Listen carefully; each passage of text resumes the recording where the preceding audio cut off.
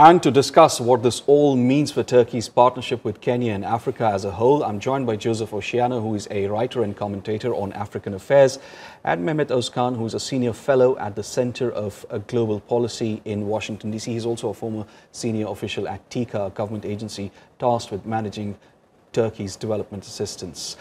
Thank you very much, gentlemen, for joining us. Joseph, I'll put you this question. Why are initiatives like these important for Kenya? I think they're extremely important for Kenya, but they're also very important for Turkey. And I think your ambassador in the clip was right on it, that not only is it good that Kenya benefits because Kenya needs the technical skills, particularly in education and health, but on the other hand, Turkey also needs an element of a presence. And what better than the best ambassadors who will have been trained in Turkey, going back to Kenya and actually making not only a net contribution, but actually talking about it so proudly in that way.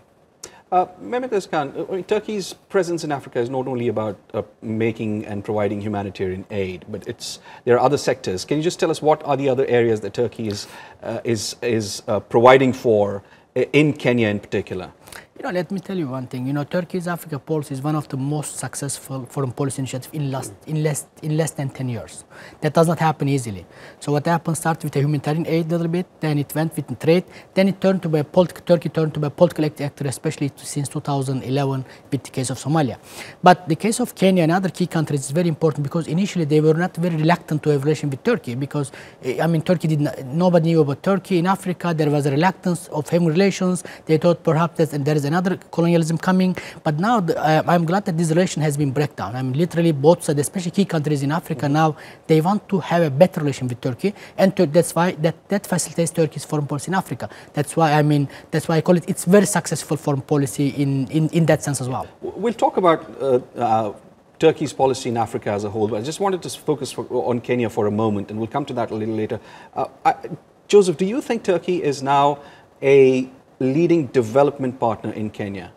In terms of what the clip clearly showed, it already is. But also on the other hand, you notice that Kenya generally needs, just like many other countries, but focusing specifically on Kenya, Turkey as a country which is not really a European nation, but an Islamic nation, neighboring countries that link Somalia. If you look at the Middle East politics, Turkey needs a country like Kenya. Kenya is the most important country in East Africa. If you consider some of the issues about security, terrorism, and at the moment geopolitics, it is the case very much that Turkey needs to be able to develop a relationship with Kenya. But of course here we are talking about development assistance, and what better than create a situation in which the understanding is down up rather than top down.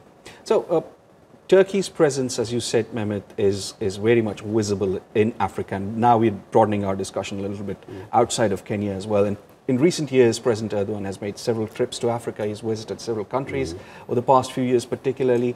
What's behind that push?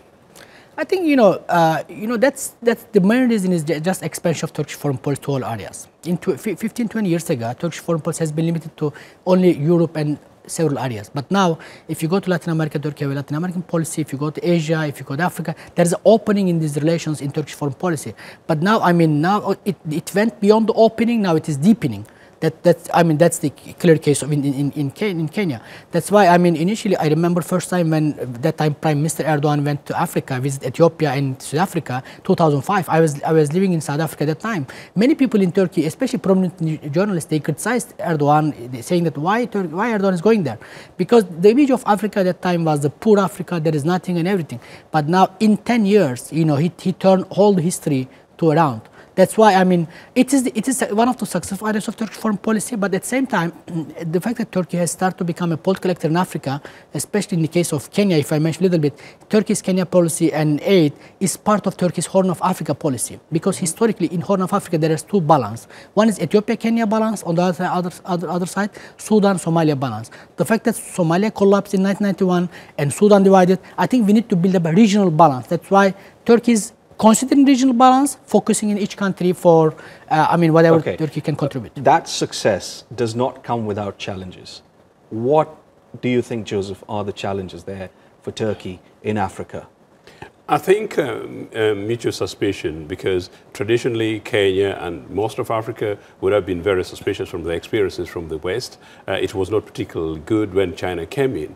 So Turkey coming in, which actually until very recently Turkey's record in terms of aid, development aid, is actually really not very much talked about, and thanks to programs like yours, that Turkey is amongst the most generous nations in the world, but people don't know that. So I would imagine that increasingly, the more we have conversations like this, the more countries like Turkey go in there and actually put in a show that they're different from China, that they're different from probably Russia in a lesser way, but perhaps particularly in the West, the better for them. But Turkey is a developed nation now, but relatively developing until very recently. Yeah. Kenya is a very, very important strategic partner for Turkey. And as my colleague has mentioned, a country like Ethiopia. Okay. But most of Africa today I'm going to come to the point of suspicion. I mean, there is this talk of new scramble for Africa, where countries like China and India are racing for influence, and they've been criticized mostly from the West that they're fighting for influence.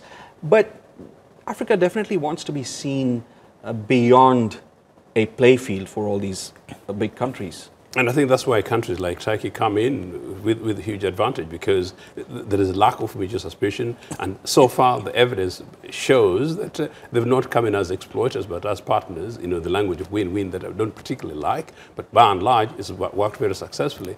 Turkey has done rather good PR in Kenya, where actually they've gone ahead and given support, and there is evidence for it in a relatively small way compared to other players, but there has not been no specific strings attached to it. I'll come to this very quick question to you. In 2014, you wrote a piece, Mehmet, and where you said up until 2011, key African countries were so to say, suspicious of Turkey as being on a primarily economic adventure.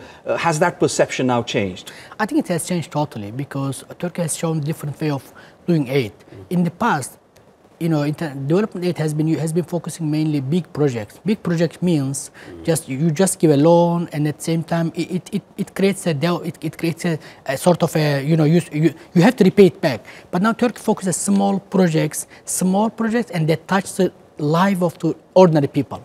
That has been the biggest success of Turkey, and Turkey has never been ambitious. Although Turkish Cooperation Coordination Agency today has 1/3 of its office in Africa, you know, they never claim that we did the best, good things. I mean, we did the like big things. They try to focus on small things. Modestly, they are moving on. Okay. Keep it very short. I'm going to ask you, Joseph, this. What are Africa's expectations from Turkey in the coming years? I think going forward, Africa would need from Turkey what it generally needs from most other countries, except an element of more honesty than has come from China, more honesty than has come from the West, because the West has been rather much more patronizing. I think Turkey and traditionally countries like Lebanon, the businesses that came in, it was very much about, it's very open. If I'm coming for business, I'm coming to make my money, my profit, be open and transparent. I think basically that anything other than that, I really think Africa is an opportunity for countries like Turkey to do, because there is space. You want to add something to that? I think it will continue. I mean, rather than expectation, I think both of them, they are discovering each other, because they didn't know what to do with each other. Now they know each other. There are lots of mutual visits and everything. I think they are getting a better relations with their understanding of each other. That's the good way of, I think, development. I see as a future of the relations. Mehmet Ozkan, Joseph Ochieno, thank you so much for joining us. Thanks for Thank you having very us. much.